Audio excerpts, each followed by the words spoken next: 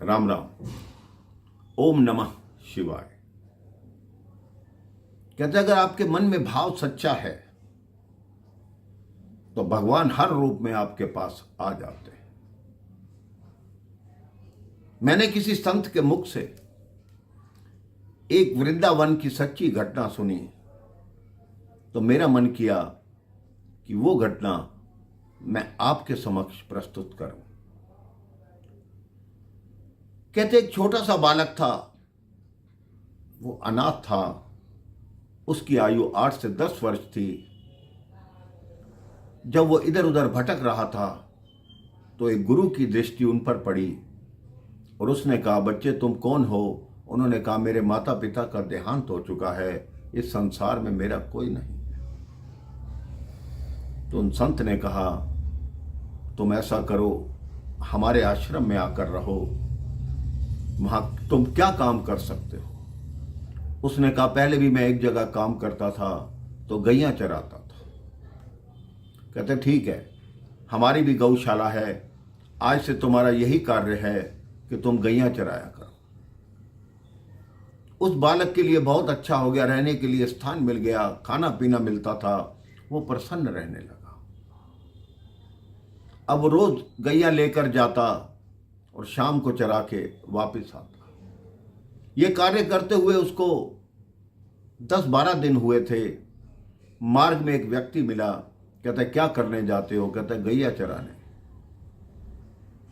तो उस व्यक्ति ने उसको कहा कि इस वन में क्यों जाते हो? यमुना पार करके भांडीर वन में जाया करो, वहां तो कृष्ण और बलराम भी गैया चराने आते हैं।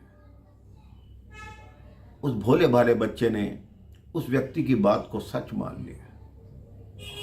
अगले दिन वो सारी गैया लेके यमुना पार करके भांडीर वन में गैया चराने जाने लगा। उसे गाय चराते हुए 2-3 दिन हुए थे। वो एक वृक्ष के नीचे बैठ गया। कहता मुझे किसी ने कहा था कि तुम भी गैया चराने आते हो, मैं तो 3 दिन से देख रहा हूं, तुम आ नहीं रहे, आ जाओ।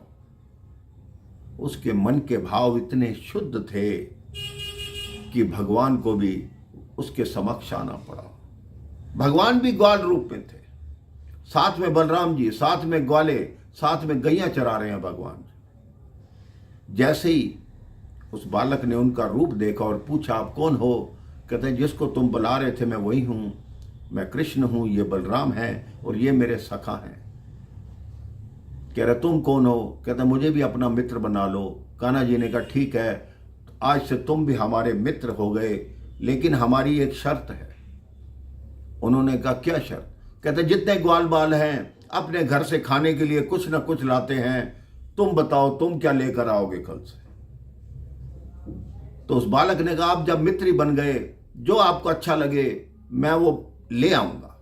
उन्होंने कहा ठीक है, तुम ऐसा करना, सामग्री ले आना, हम दाल बाटी चूरमा यहीं बनाया करेंगे और सारे मिलके खाएंगे।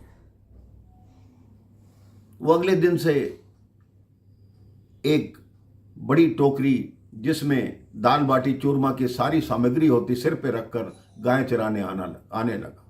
गुरुजी ने देखा 3-4 दिन बाद कि ये रोज एक टोकरी किस चीज की भर के ले जाता है। तो उस बालक ने कहा, मैं भांडीर वन में जाता हूं, वहां कृष्ण और बलराम ग्वालों के साथ आते हैं। उन्होंने कहा कि यहां आके दाल बाटी बनाएंगे और वहीं खाएंगे। गुरुजी हंसने लगे। उनके शिष्य कहते हैं झूठ बोल रहा है।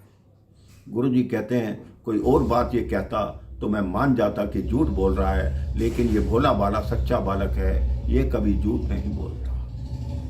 गुरुजी ने कहा अच्छा, तुम कहते हो कृष्ण और बलराम आते हैं, कैसे लगते हैं? तब उन्होंने बताया, एक नीलांबर धारण किए होते हैं, उनका गोरा वर्ण है, वो बलराम है। एक पीतांबर धारण किए होते हैं, उनके घुंघराले बाल हैं और सांवला रंग है। गुरुजी उसकी बात सुनकर मूर्छित हो गए। कहते इस बालक को भगवान के दर्शन हो रहे हैं और मुझे आज तक नहीं हुए। तो गुरुजी ने कहा, हमारी एक बात सुनो, तुम्हारे जो मित्र वहां गैया चराने आते हैं उन्हें कहो कि हमारे गुरुजी आपको बुला रहे हैं, यहां आइए और यहां भोजन करिए। कहते हैं ठीक है, मैं जाके अपने मित्र से कहूंगा। वो बालक फिर उस जंगल में पहुंचा, वन में पहुंचा, गाय चरा रहा था। कान्हा जी बलराम सहित आ गए, दाल बाटी खाने लगे।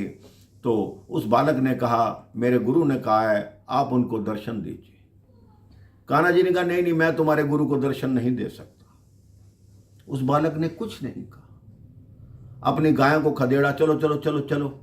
कान्हा जी कहते, रूठ क्यों गए? कह रहे, जब तुम मेरे गुरु को दर्शन नहीं दे रहे तो मित्र किस बात के? कान्हा जी कहते, अच्छा रूठो मत, तुम्हारे गुरु के वहां मैं नहीं जा सकता, कल अपने गुरु को अपने साथ लाना। सबको दर्शन नहीं दे सकता, गुरु को साथ लाना। उस बालक ने गुरुदेव को वही बात बताई। अब वो दोनों आ गए, दाल बाटी बनाई गई, परोस आ गया। तो गुरुदेव कहते, क्या हुआ, तुम्हारे मित्र आए नहीं? कहते, आपको दिखाई नहीं दे रहे? कहते, ये कान्हा जी बैठे हैं, ये बलराम जी बैठे हैं, सारे ग्वाल बैठे हैं। गुरु कहते हैं, मुझे दिखाई नहीं दे रहे।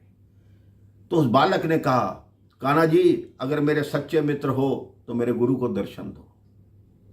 कान्हा जी उसी समय प्रकट हो गए। गुरु कान्हा जी के चरणों में बाद में गिरे, पहले अपने शिष्य के चरणों में गिरे। उन्होंने कहा, तेरा भाव शुद्ध था, तुझे कान्हा जी दिखाई दे रहे थे, मेरे मन में कोई विकार होगा तभी मुझे कान्हा जी दिखाई नहीं दे रहे थे। तो कान्हा जी ने कहा, ठीक है, ये हमारा सच्चा भक्त है, इसको हमेशा अपने आश्रम में रखना। उसको कहा, अच्छा मित्र, अब हम चलते हैं, अब तुम्हें एक बार हम मिल लिए, अब हमारी यही छवि अपने ध्यान में रखना और अच्छे से जीवन बिताना।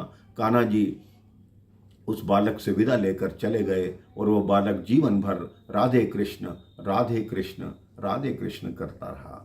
राम राम। ओम नमः शिवाय।